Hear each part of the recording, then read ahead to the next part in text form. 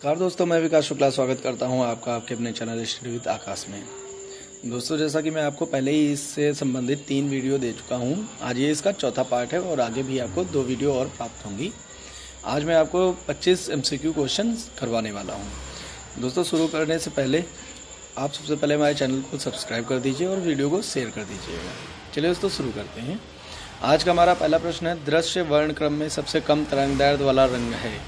तो सबसे कम तरंग, अगर आपने इससे पहले की वीडियो देखी होंगी तो आपको पता होगा, सबसे कम तरंगदैर्ध्य होती है बैंगनी रंग की और सबसे अधिक होती है लाल रंग की।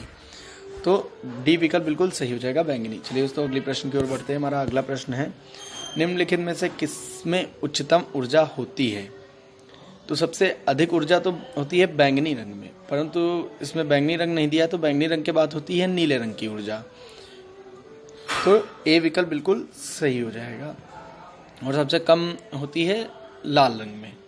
चलिए दोस्तों, अगले प्रश्न की ओर बढ़ते हैं। हमारा अगला प्रश्न है, इसमें कथन दिया हुआ है और उसका कारण दिया हुआ है। तो प्रकाश के दृश्य वर्णक्रम में लाल प्रकाश हरे प्रकाश की अपेक्षा अधिक ऊर्जास्वी होता है। तो बिल्कुल गलत है, क्योंकि लाल प्रकाश जो होता है वो सबसे कम ऊर्जावान होता है और सबसे अधिक होता है बैंगनी। तो कथन तो बिल्कुल गलत हो गया। लाल प्रकाश के तरंगदैर्ध्य हरे प्रकाश के तरंगदैर्ध्य से अधिक होता है। तो यहाँ पे कारण सही दिया हुआ है। लाल प्रकाश का तरंगदैर्ध्य क्या होता है, हरे प्रकाश के तरंगदैर्ध्य से अधिक होता है। तो यहाँ पे डी विकल्प जो है बिल्कुल सही रहेगा। एक गलत है परंतु आर सही। चलिए दोस्तों, अगले प्रश्न की ओर बढ़ते हैं। हमारा अगला प्रश्न है, हमें वास्तविक सूर्योदय से कुछ मिनट पूर्व ही सूर्य दिखाई देने का कारण है। तो डी विकल्प, प्रकाश का अपवर्तन के कारण। प्रकाश के अपवर्तन के कारण क्या होता है, सूर्य जब उदय होता है या सूर्य अस्त होता है तो उसके कुछ समय बाद तक हमें दिखाई देता रहता है। तो डी विकल्प यहाँ पे बिल्कुल सही हो जाएगा।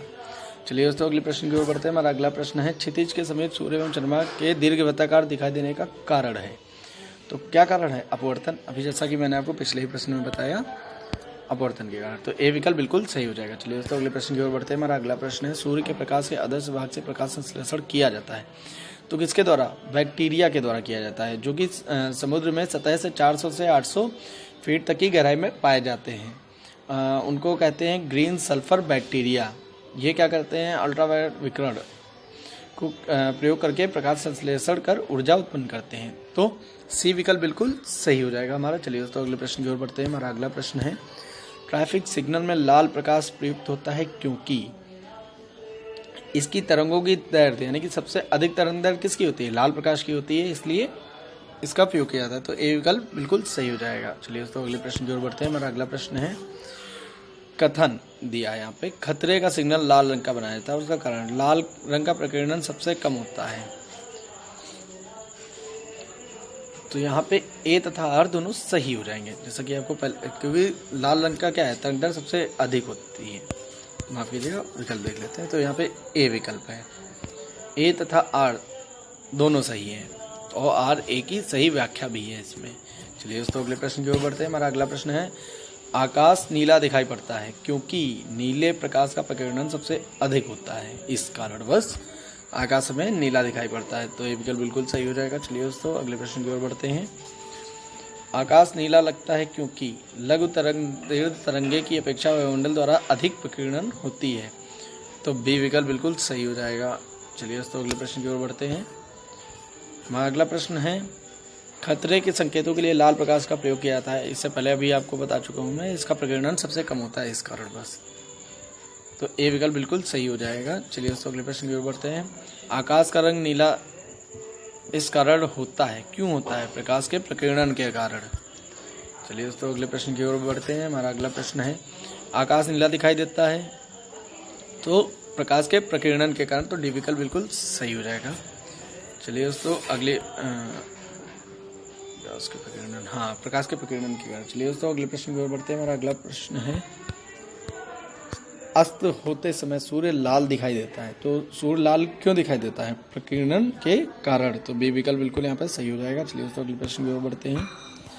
हमारा अगला प्रश्न है, निम्नलिखित कथनों पर विचार कीजिए।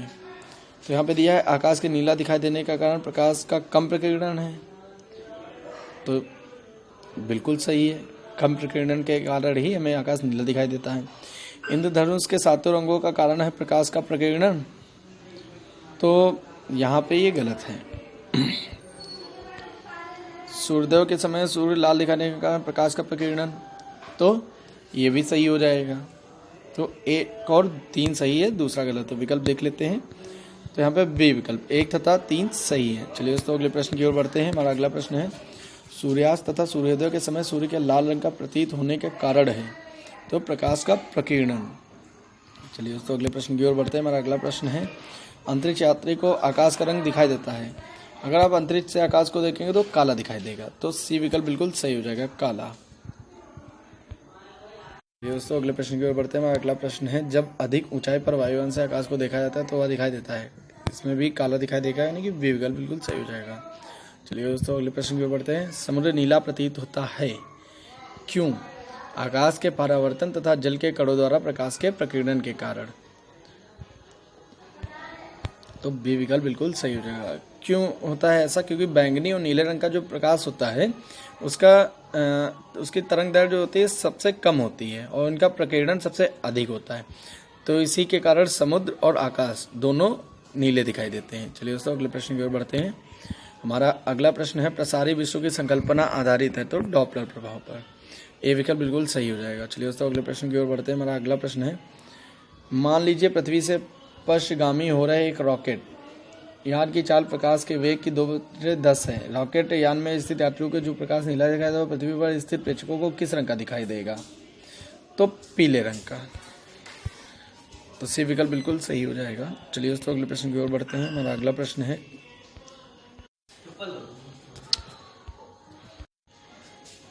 कार में पीछे के यातायात के दृश्यावलोकन के लिए किस प्रकार के शीशे का प्रयोग होता है? तो जैसा दोस्तों अगर आपने हमारी पहली क्लास की होगी तो आपको ये बिल्कुल अच्छे से पता होगा, उत्तल दर्पण का प्रयोग। उत्तल दर्पण द्वारा क्या होता है, प्रतिबिंब आभासी, सीधा एवं वस्तु से छोटे बनते हैं। इनके द्वारा क्या होता है, काफ़ी बड़े क्षेत्र का प्रतिबिंब जो है हम एक छोटे से क्षेत्र में देख सकते हैं। ठीक है, तो उत्तल दर्पण का जो फील्ड व्यू यानी कि दृष्टि क्षेत्र होता है वो सबसे अधिक होता है, इसलिए इनका प्रयोग गाड़ियों में पीछे देखने के लिए किया जाता है। तो सी विकल्प जो है बिल्कुल सही हो जाएगा, उत्तल दर्पण।